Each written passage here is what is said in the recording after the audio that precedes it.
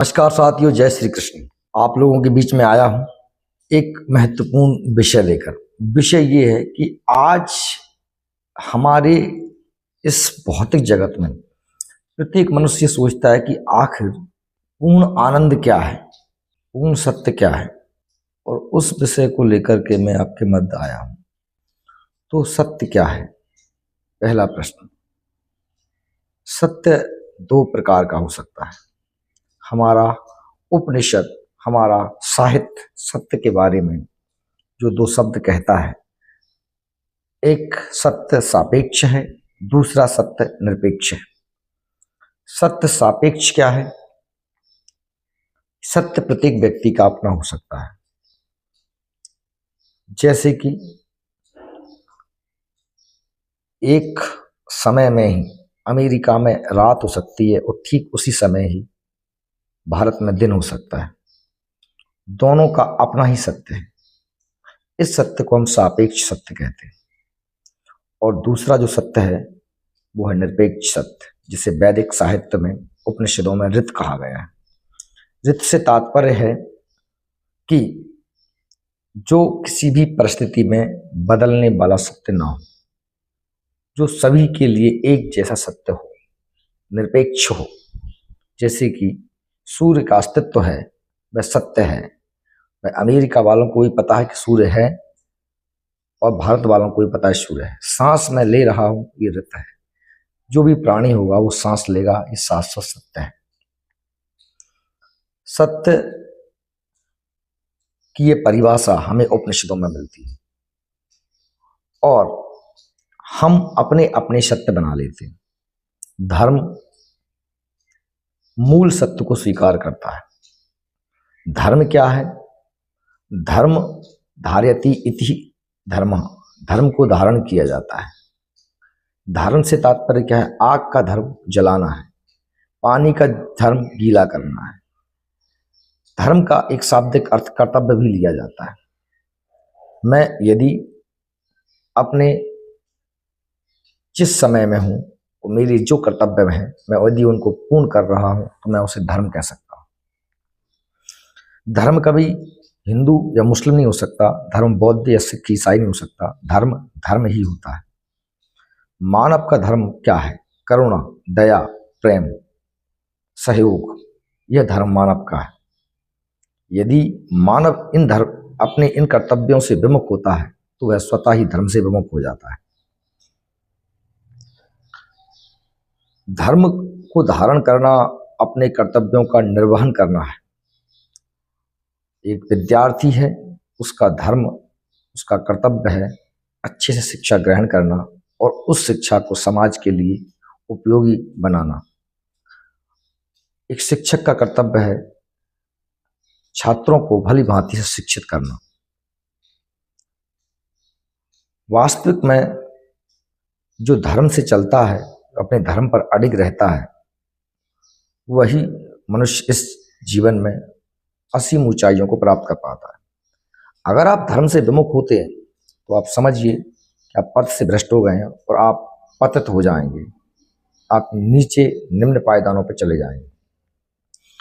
तो ऐसी कंडीशन में धर्म एक महत्वपूर्ण विषय हमारे जीवन में हो जाता है।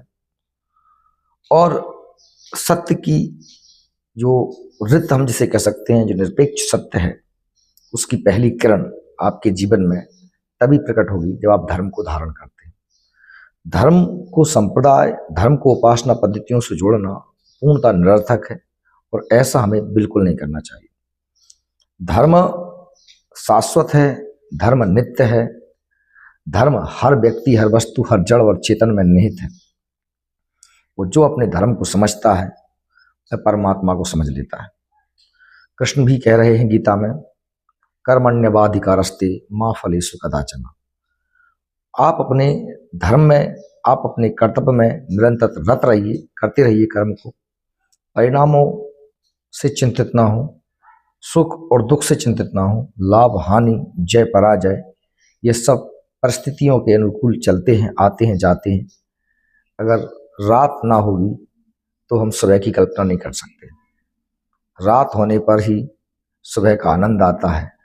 ठीक उसी प्रकार दुख होने पर ही सुख का आनंद आता है। सुख और दुख दोनों ही इस जीवन के अत्यंत आवश्यक पहलू हैं। हर वो चीज जिसका विपरीत है वो जीवन में घटित होता है।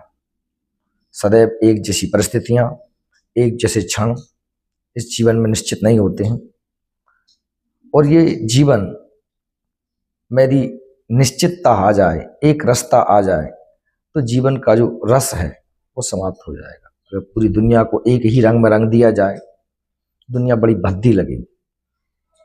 ये रंग, ये जीवन के रंग हैं, सुख दुख, लाभ हानि, जय पराजय, ये उत्तेजनाएं, कभी शांतवस्था, ये सब जीवन के रंग हैं। इन रंगों में ही जीवन का आनंद है। इसको हमें अपने अंतःकरण समझना पड़ेगा। अपने अंदर एक साक्षी भाव प्रकट कीजिए, साक्षी भाव से देखिए चीजों को, चीजें क्यों हो रही हैं, कैसे हो रही हैं। इसके पीछे के आप जब प्रश्नों को खोजेंगे तो शायद आपको सही उत्तर प्राप्त ना हो पाए, क्योंकि अनेक परिस्थितियां आपके बस में है नहीं। आप बहुत अच्छा कर रहे होते हैं, फिर भी बहुत बुरा हो जाता है, परिणाम आपके प्रतिकूल आते हैं। आप समझिए कि आप अपने कर्तव्य को करते रहें, और जो परिणाम है उसे दो ही रूप में स्वीकार करें, ईश्वरीय कृपा या ईश्वरीय इच्छा। अच्छा होता है तो ईश्वर की कृपा है, आप अपने कर्तापन को दूर कर दें कि मैंने किया है। जब आप अहम को त्यागते हैं, जब आप उस अपने किए हुए कार्य को ईश्वर के प्रति समर्पण करते हैं, जब अपना त्याग कर देते हैं, तो त्याग से तुरंत शांति मिलती है। मैं आपको एक कहानी सुनाता हूँ, उससे आपको ये मेरी बात और बेहतर ढंग से समझ में आएगी। कहानी इस प्रकार है कि एक राजा था, उसे एक विचार ऐसा आता है कि मैं एक ऐसी अंगूठी बनवाऊं जो मेरा हर पल साथ दे, उस पर ऐसी कोई शब्द उकरवाऊं जो सत्य है। तो ऐसा आदेश दिया, अपने राज्य में ऐसी घोषणा करवा दी कि जो भी व्यक्ति मुझे एक ऐसी अंगूठी बना के देगा जिस पर ऐसे शब्द उकरे हुए हों कि वो मुझे हर पल काम आ सकें। एक स्वर्णकार ने चुनौती को स्वीकार किया और राजा से कहा कि मैं ऐसा अंगूठी आपके लिए बना के दूंगा। स्वर्णकार ने बहुत सुंदर अंगूठी का निर्माण किया, पर उस पर लिखना क्या है, इस बात को लेकर वो संशय में था। उसे ज्ञात हुआ कि बाहर कोई सन्यासी बैठे हुए हैं, उनसे ऐसा कुछ पूछना चाहिए। तो उसने एक सन्यासी के पास गया और सन्यासी से कहा कि इस पैसा राजा का आदेश है, मुझे क्या लिखना चाहिए। उसने कहा कि इस पर लिख दीजिए कि यह भी बीत जाएगा, दो शब्द, यह भी बीत जाएगा। उसने लिख करके राजा को वह अंगूठी भेंट की।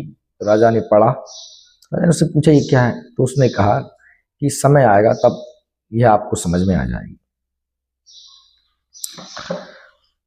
इसी बीच में राजा एक पड़ोसी राज्य पे आक्रमण करता है, अपने राज्य के सीमाओं का विस्तार करने के उद्देश्य से, और परिणाम यह होता है कि राजा उस युद्ध में पराजित हो जाता है। राजा जंगलों में भाग जाता है, राजा की सेना तितर-बितर हो जाती है, राजा के राज्य को छीन लिया जाता है। और राजा जब जंगलों में अकेला भागा, उसके पीछे दुश्मन राजा के सैनिकों का झुंड चला आ रहा था। राजा गुफाओं में छिप गया, उसे दुश्मन सैनिकों के घोड़ों के टापों आवाज सुनाई दे रही। उसका जी में अनेक प्रकार के ख्याल आ रहा है हृदय में कि मैंने जरा से राज्य की सीमाओं के विस्तार के लिए अपना राज्य खो दिया, मैंने ऐसा निर्णय क्यों लिया, अब मैं पकड़ा जाऊंगा तो मैं मारा जाऊंगा, मेरा जीवन भी छिन जाएगा। इस प्रकार जब सोच रहा था, ठीक उसी समय उसकी दृष्टि जो है उसकी मुद्रिका पर पड़ी, उस पर लिखा हुआ शब्द उसने पढ़ा कि यह भी बीत जाएगा। यह पढ़ते ही उसके मन में एक असीम सी शांति होती है और वो एकदम शांत हो जाता है। कुछ समय बाद उस सैनिक उसे ढूंढते हुए दूर निकल जाते हैं। तब राजा बाहर निकलता है, राजा अपने काम में लग जाता है। राजा आसपास के छोटे मोटे उसके जो मित्र थे उनसे सहयोग मांगता है, जंगलों में आदिवासियों का सहयोग लेता है, एक सेना फिर से इकट्ठी करता है, बड़ी सेना बना करके वह जिस शासक से पराजित हुआ था, अपना राज्य जो उसने खो दिया था, उस राजा पर पुनः आक्रमण करता है और आक्रमण करके वह उस राजा को पराजित कर देता है संयोगवश। और परोप जब वो उसे पराजित कर देता है तो उसकी चारों तरफ जय जयकार होती है। राजा बड़ी धूमधाम से अपने राज्य में प्रवेश करता है और प्रवेश करके जब वह पाता है कि उसकी चारों तरफ जय जयकार हो रही है, बड़ी लोग प्रसन्नता व्यक्त कर रहे हैं, उसके नाम की जयकारे लगाए जा रहे हैं, वो कहा जा रहा है कि ऐसा तो आज तक इतना बड़ा युद्ध कम सैनिकों से किसी ने जीता, राजा ने तो इतिहास रच दिया, तुम्हारा नाम हमेशा के लिए अमर हो गया। राजा को अचानक खुशी, अचानक आत्मभाव, अभिमान का एक झकोरा सा आता है। तभी अचानक उसकी राजा की दृष्टि फिर अंगूठी पे पड़ती है, वो फिर पुनः पड़ता है, यह भी बीत जाएगा। तो उसके अंदर जो अहम जो भाव पैदा हो रहा था वह भी तुरंत शांत हो जाता है। उपरोक्त कहानी से हमने क्या सीखा कि भाई दुख का समय भी बीत जाएगा, सुख का समय भी बीत जाएगा, जीवन बस इस संपूर्ण जीत सत्य को, इस जो आपके सामने घटित हो रहा है उसे इस यथा स्थिति में जीना, समग्रता में जीना ही जीवन है। तो आप सत्य क्या है इसमें आप बुद्धि से सोचेंगे तो आपको बहुत ज़्यादा सत्य का आभास नहीं हो पाएगा। सत्य तो अनुभव किया जाता है, सत्य को महसूस किया जाता है और निरपेक्ष सत्य आत्म है। आप बचपन में थे, आप जवानी में थे, आप बुढ़ापे में होंगे, आप जैसे हैं आप वैसे सदैव नहीं रहेंगे। क्या नहीं रहेगा? ऐसा शरीर नहीं रहेगा, आपके विचार नहीं रह सकते हैं, लेकिन आप जो हैं वो रित है, वो परम सत्य है, वह कभी भी बदलेगा नहीं। चलिए आज के लिए इतना ही। अब ईश्वर कुछ और अंदर से विचार देगा तो आपके सामने मैं फिर से उन विचारों को उद्धृत करूंगा। जय श्री कृष्ण। धन्यवाद।